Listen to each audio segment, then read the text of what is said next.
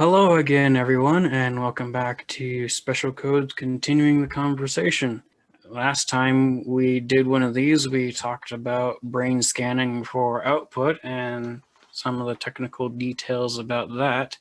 And we left off when realized we didn't have enough time to discuss brain input, as in direct input from machine to brain. So we wanted to come back and talk a little bit more about that because there's a whole lot in that to talk about that we think is important. Yeah. Well, and two, if you don't notice about my voice, I'm kind of getting over a little bit of a cold. So it's been an interesting week for me. I lost my voice last 2 days. And so if I sound like I've been smoking for 30 years, it's not. I just am getting over a cold. So by the way, I'm Nathan I'm Taylor. and we're going to be talking about input today. Woo-hoo. All right, Taylor, you want to kick us off on technical stuff? Just for a recap, last week we talked about how Neuralink is implanting Bluetooth chips into the brain and picking up on signals for the motor movements and then sending those signals over Bluetooth to remote control devices. This week we want to talk about what happens in reverse because that's taking output and sending it out. We want to talk about what happens when you can take input from an external device into the brain, which I believe is the end goal of this. And in our first episode one, we discussed how we're already pretty much cyborgs in that we look at our phones and depend on technology for a lot of things. It's just right now we have to actually read or hear information in order to take it in. Today, we're talking about what happens if that stopgap of hearing or seeing is removed and the information can just be put directly into our heads. I'm not necessarily sure if there's really any real tech for this currently right now that does exactly that. However, there is tech that can put input into the brain in that it can stimulate certain areas of the brain to start producing results and chemical reactions. So it's not necessarily an informational input that we have now so much as a reaction input, such as you can stimulate the parts of your brain that are responsible for your motor movements. And so you can hit a button and then somebody will automatically move their arm because you've stimulated that part of the brain, which is a frightening concept. And there's a few videos of this where you can send little electrical impulses directly into someone's brain and move their body for them. I think is a frightening concept at the very least, but it's also very intriguing. So I think maybe we probably don't have enough time to get into everything this episode. So I think this episode, maybe we should focus on what we have now in terms of stimulating a reactive output as opposed to informational input. What do you think, Nathan? Yeah, I'm fine with that. I think there's just so much that's involved in what's unknown that it's kind of, I mean, it's imaginative and it is filled with fear in the sense that we don't know what it could potentially do. I mean, there's a way in which we could, and we do see examples of that. And it's interesting because we're talking about a technology that can manipulate people to do things or potentially manipulate people to do things that outside of this technology they wouldn't do. But the reality is people have been doing this to other people forever. Exactly. Right? This is not a new thing. And sure, it's a new Mm, technology and a new way to do it. When we talk about what has and hasn't happened, like input and output, even though it's not directly to the brain, your eyes, your senses, everything about you has input happening. If we're going to talk about the now, input that we experience now or have experienced, I think that that's a really easy way to like kind of bridge this science fiction to what is today. But I do think let's end on a positive note. So what we're going to do as well is we're going to talk about today And this world, we'll start with the negative, so it might seem a little bit gloomy, but we're going to end with the positive potential. Okay, so negative things with this idea of input, and really input in our world, the things that we have today. I mean, we have sensory input, we have visual input, we have audio input, we have so many different ways our bodies naturally take in information. It happens with every human interaction. For example, if I want to make you do something, let's say I want you to have a certain reaction. Just for example, let's say we're hanging out and I want you to go punch somebody. I might tell you, hey, that guy called you fat, or start saying things to get you mad. It will generate the reaction that I want. That's more than just what I say, because I can say, hey, that guy just called you fat, or I can say, hey, guess what? That guy just called you fat. I mean, you're more or less likely to believe one of those statements, depending on how I say it. There's also how I move my body. Like if I'm over exaggerated, you're probably going to pick up on the fact that I'm not serious. When I approach you, all of your senses are engaged. You hear what I'm saying, but you also see what I'm doing, and you can hear the tone in my voice. And all of those inputs are coming in and getting into your brain to generate a reaction. If I know how to get a reaction out of you, I can already say something or do something in a way to generate a reaction out of you that I want. As you're talking about this, one of the greatest examples of this is my relationship with my siblings and my parents. They know my buttons. You know, Yes. they know the thing to do and the thing to say to just get me off. And for some reason, it works. And it's interesting, you know, even with my own family, there are certain things that they say and do that outside of our relationship wouldn't trigger that. They would say and do something, and I would just be like, "Wah!" And then if somebody else outside of my family were to do that, I'd be like, whatevs. And so you're exactly right. Input and output within a relationship is really important. And it really allows for some really powerful manipulating tactics, which is very, very damaging to people. Yes. And just thinking about that, because as of right now, I would have to get you to willingly do something yourself. It's still a manipulative input, but you are still the stopgap measure in between what I'm doing and what you're doing. With this technology we have right now, where we can start stimulating parts of your brain and start moving parts of your body without your consent, essentially, this can get so much more frightening so much more quickly. Oh, yeah, I agree. But I think if we think about this, though, the technology of this is, I mean, okay. So let me back up a little bit and say, like, what you're saying is making people move and do things that they wouldn't consent to do. But honestly, when we talk about abusive, manipulative, destructive relationships between human beings, a lot of times I would say that there is an unwillingness, there is no choice that they're making in certain situations within a relationship like that.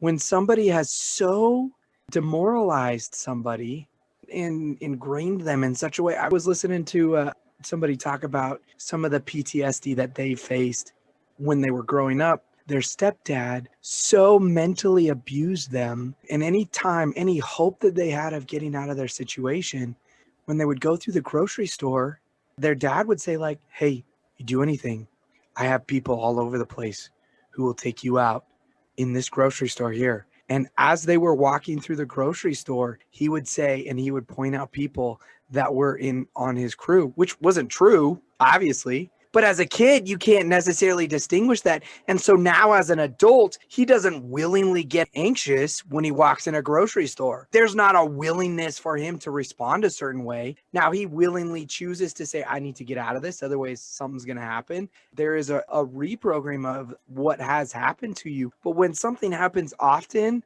frequent enough, I mean, like, the media does this all the time, right? If you hear it loud enough, long enough, it becomes true, whether we necessarily see it. And I don't think that I think technology makes it easier, probably, but it happens to people all the time without it, right? Yeah, that is very true. At some point, it becomes an automated response. The challenge in this question is that willful? Am I willfully choosing to do this? And honestly, as we think about what is will, what is our choice, what are we going to do? If in our minds we have been so manipulated that there is no other choice but this because of the training and the indoctrination, because of stimuli, because of the tactics that people have used, there isn't another choice within our cognitive reasoning unless we see something else, unless something else comes in and helps us. And even then, it's hard to do. Yeah. And so I think that when we talk about today's things, the thing that's scary about this technology, the fearful thing that's about this technology is exactly what we see today. But the reality is, like, it happens all the time. And maybe technology might make it easier to do. Sure. But the reality is it happens all the time around us. I mean, there's so many issues that this reaches into because I think like, oh man, I don't even know if I want to get into that, but I guess negative thoughts. We're talking negative. So remember, this is all negative. We'll get to the positive potential of this technology in a little bit. But currently, why is our sex trade, such a pervasive thing? Why can't people just leave that and walk away? They're willfully choosing to do that kind of stuff. I don't think all the time that's true. There's I mean, that's one that's just like super hardcore there. And I mean, I tell you what, also in marriages or relationships that are abusive between a man and a woman or a man and man. I mean, like, you can get in relationships that are, in a lot of ways, there is no will for you to get out of it, right? Yeah. It's all the brain's input and its processing skills and how it justifies or works through certain things. And when we talk about this input, when we talk about what we're inputting, this technology is not new. The ideas of inputs, I mean, and negatively too, I mean, why is torture so effective? Why are these, I mean, there's a lot there. And it's today. We don't need something implanted in our brain to see this. You All know, right. what other negative things do you see? I mean, sorry, I went on a rant there. I went on a Yeah. huge rant, but I think it's important to realize like this is not a new issue. And yet, I guess where I'm going is like, and yet. Yeah. That's the point of this podcast is you're a people person, I'm a tech guy.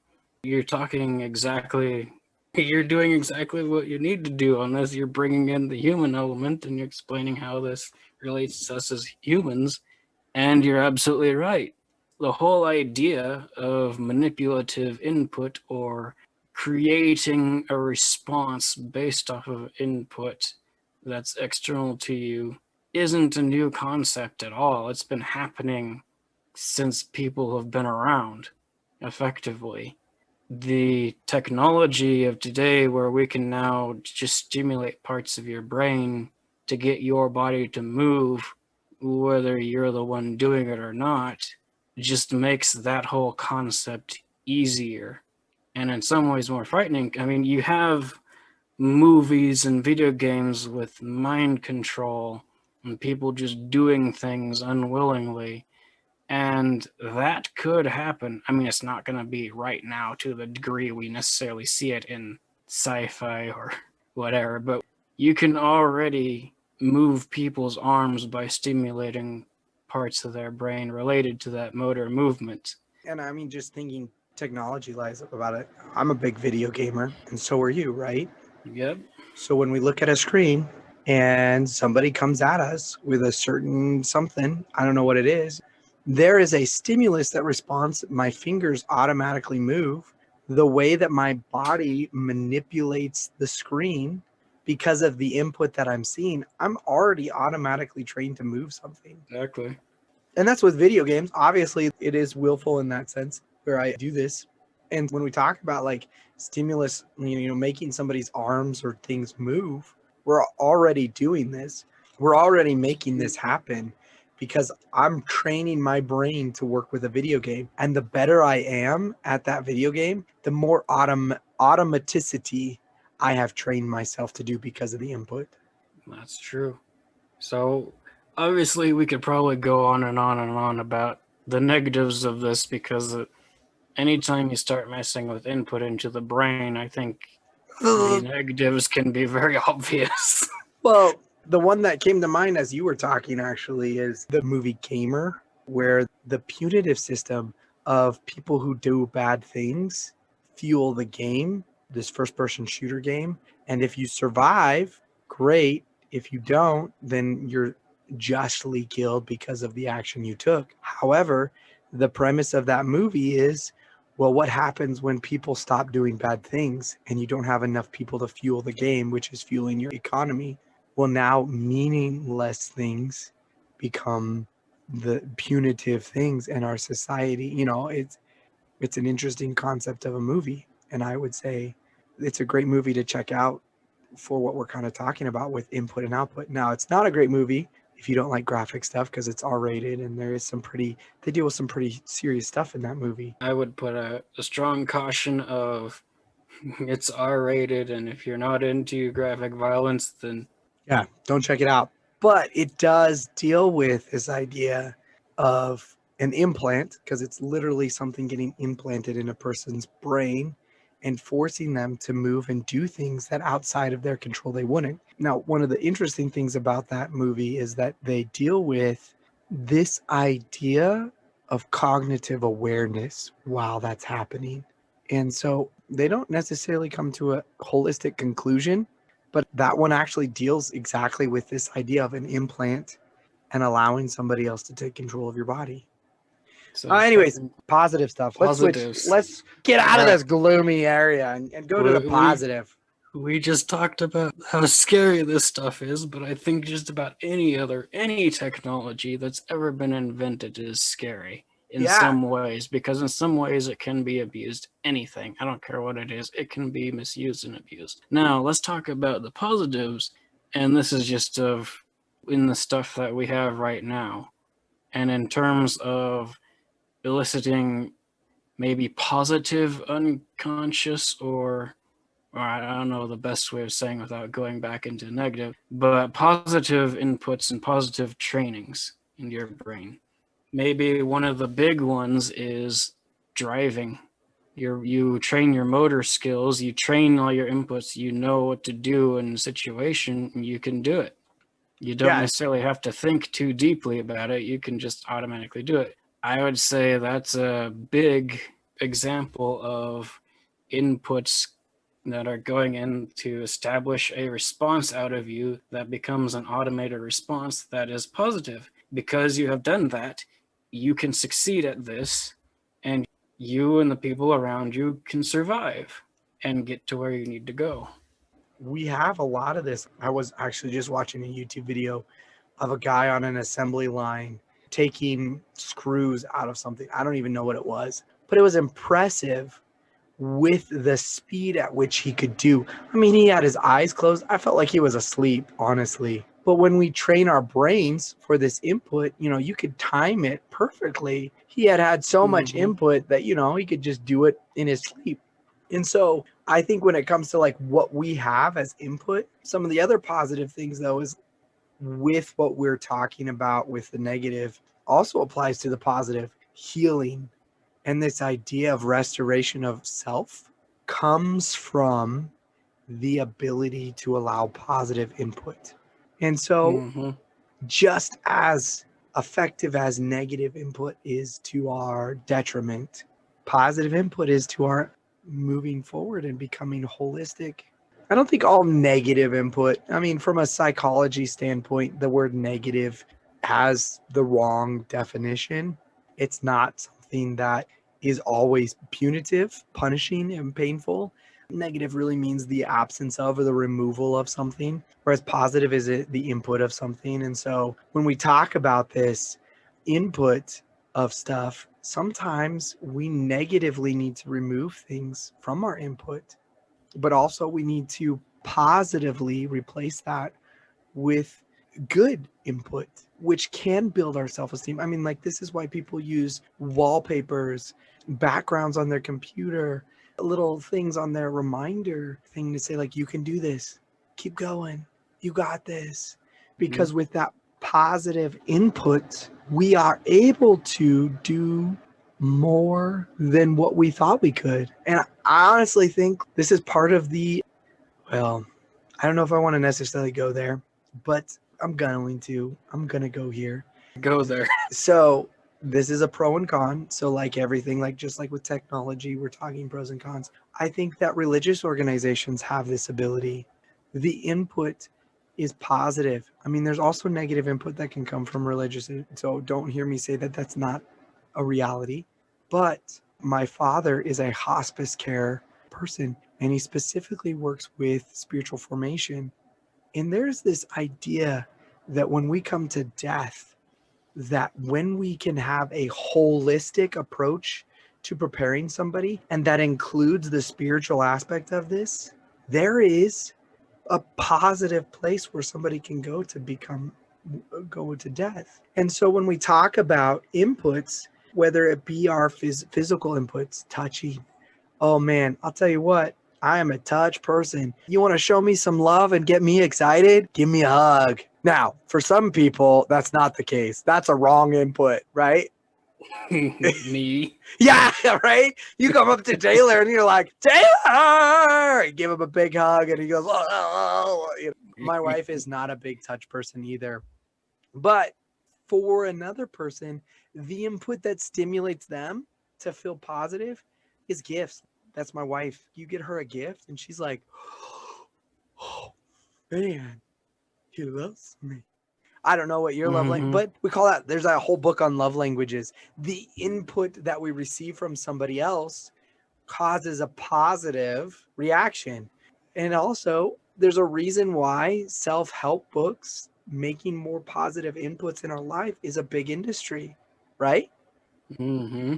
Now, is it always positive? The movie Yes Man proves that that's not the case. You know, I think that you can't always say yes to somebody. It's humorous within that industry, but there is this sense in which inputs in the positive sense, which help us feel better and bring about an input that allows us to be able to self-reflect and willingly change parts of us that also bring about positive change in our world. I think those are the things that make us better. When I can willfully say I'm doing something to make somebody else better because of a choice I've done in myself, I mean, that's positive. When I can make the world around me better, when my automaticity is bringing positive things to the world, I think that that is a tangible example of people becoming whole. Anything else you want to add? I agree with you. I do think there's a huge value in positive inputs and training your brain to automatically react in a positive way. And it can be helpful to have those in our lives. And I just want to come back to the tech side of things because that's what I'm supposed to be talking about here. And using this technology that we have right now where we can actually stimulate parts of the brain to produce reactions. And I'm not a medical professional or anyone who really has any experience with this, but it seems to me that maybe this could have benefits for people who have had strokes or have had damage to parts of their brain or something where they've lost the ability to be able to self-stimulate portions of their brain, to have some sort of a device that could help them stimulate it for them, I think could be helpful. because the brain, sort of like anything else, if you don't exercise it, it just sort of atrophies. And if somebody's not using that part of the brain, then it could atrophy. Then even if that part of their brain that's broken, that isn't allowing them to access it anymore, gets healed, then they would still have problems. That's why they go through physical therapy. A lot of people after they have strokes have to go through some severe physical therapy to even get back to some semblance of what they had before. I think there could be some applications in this for that, in helping people who have lost certain connections or abilities to do things in their brain themselves. So while on one hand I can sit there and say it's very scary to have somebody remote controlling you, but on the other hand I can say I think this technology can be helpful to allow people to control themselves better who have lost that ability to do that. Totally.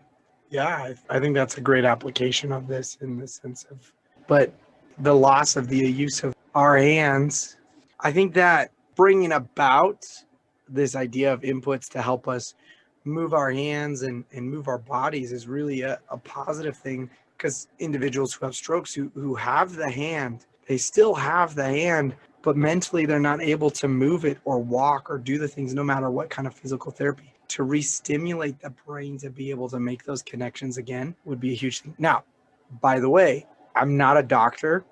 I don't know how the brain works after that. I'm not sure the implications of this, but it seems like it would be a great medical tool to be able to allow people to do this, just like a prosthetic. But you have the hand. Why can't I use this? Mm-hmm.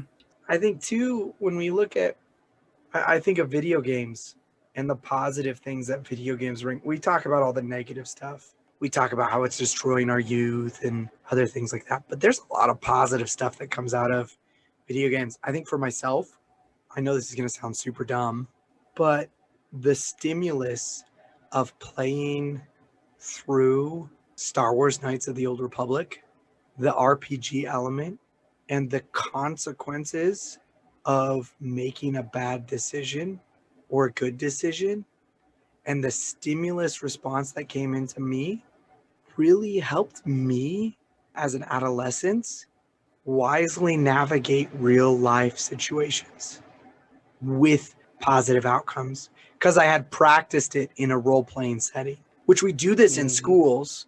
We do this in schools to help some of our students. We role play through scenarios to help them if they're not socially adapt to deal with this kind of stuff.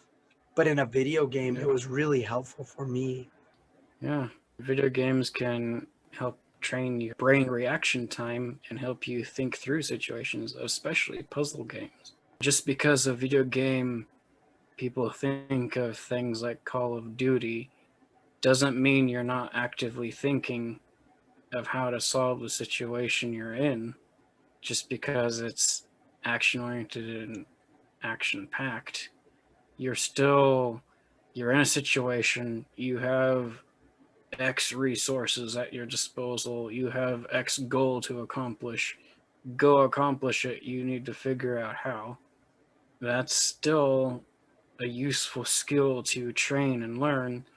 So all these people who talk about how evil video games are and yada yada yada. No, they aren't all evil. Yes, there are bad things. As with anything, they can be abused. And I think the problem we're having is the abuse of video games, not necessarily the video games themselves, but they can also help socially awkward people like me find a society, find people, and interact with them. Because for years I played WoW, and for a long time that was the only external human communication I had, WoW being World of Warcraft. Yeah. And I met some friends on there that I still have to this day, Which is, outside of World of Warcraft. they've helped you through things. Yes. They've helped you become a better person in the world that you live, whether that's coming out of bad situations or going into good situations, making wise decisions. We need people.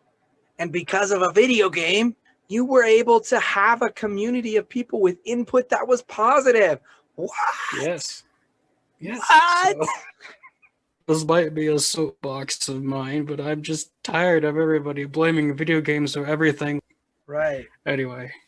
Well, I think it's important to realize too that we're starting to see the benefits in schools. We're using Minecraft to help educate on math. It's a really powerful tool. Also, they're starting to use video games for physical therapy because physical therapy, just like what you were saying, it's not fun to do, but when you can turn it into something fun like a game, it becomes something good. And I think even just beyond that, board games, one of my favorite pastimes. I have tons of board games myself, but board games as well is a technology. It's a way in which we are able to challenge ourselves and grow through things. And I think like some people might think, well, going to a board game, that's regressive.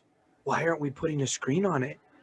And I want to say, whoa, do you know what kind of board games they're coming up with? It's not regressive at all. We're not talking Monopoly stuff. We're talking amazing things.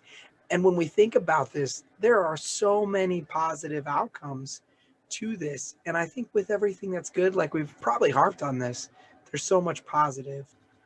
We're probably in the golden age of board games.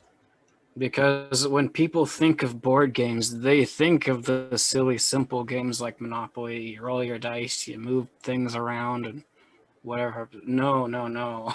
We are so far beyond that. If you haven't checked out the board game scene recently, I strongly encourage everybody to go check out recent games that have been coming out. They are so much more in depth, so much more complicated, so much more interesting than Monopoly ever has Well, been. and one of the things that's really amazing about this, and I think that there's a lot of studies based on this, and you're absolutely right.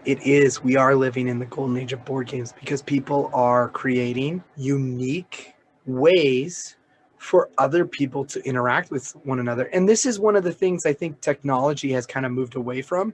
I remember, this is another soapbox of mine, so I apologize if this is not necessarily on our output, but the input that used to be from video games with, I think, like Xbox 360 is this idea of LAN gaming. I can remember you and I going over to our friend's house with 3 Xboxes and playing Halo I remember one time I played Halo from, I think it was like noon one day till 5 o'clock the next day, got an hour of sleep, and I had to work an 8-hour shift. But it was so much fun to do that in the same room with everybody, like as we were doing it, and built relationships that if I were just over the computer, like what we have now, I don't care who I'm playing next to. Yeah. I don't know who they are, and I'm not going to friend them. But with LAN, I made friends of friends. You brought friends over, I brought friends over, and there built a relationship there. Was it lasting? No, not necessarily, but it allowed me to trust them, to build positive things. And honestly, I could say that, maybe not the lack of sleep and the bad decision of staying up till 5 o'clock in the morning. That was probably not the best thing. But What? yeah, it's poor decision, life decisions. Hey, I But was right there with you. So I know. But the thing about it is, and what board games allow us to do now is what technology and video games have moved away from is the in-person connection and how we do this. There are so many games that are coming out or that are out right now. Codenames is a great party game that challenges creativity, but also creates really interesting conversation. And it's a very simple concept of a game that causes really complex scenarios that outside of that game you couldn't do. Talk about a crazy input game. Code names, right? The only input your team gets is one word. And the other input you have is like 16 other words to try to say, like, how can you match this? It's amazing how it can do. Now, it's also just like anything good. Sometimes board games can be incredibly destructive depending on the person, people you're with. So Mhm. I love board games. But anyways, I digress. I think going back on the positive things of inputs, the joy that comes from good inputs is so restorative. Mm-hmm. And I think that there are so many positives that the potential for the negative should not necessarily stop us. I agree. If we sat around worrying just because a piece of technology or something could be used negatively, we wouldn't be where we are today with medicine and anything or everything, because anything and everything can be misused and abused. I believe this is why we need to be proactive, not reactive. Yes. And I think like when we become people of technology, we need to make sure that we try our best to put in safeguards, to put in Yes. measures that do this. And even in our proactive, we will need to be reactive. But if we just go Yeah. in willy nilly, it's not the smartest thing to do. Yeah, exactly.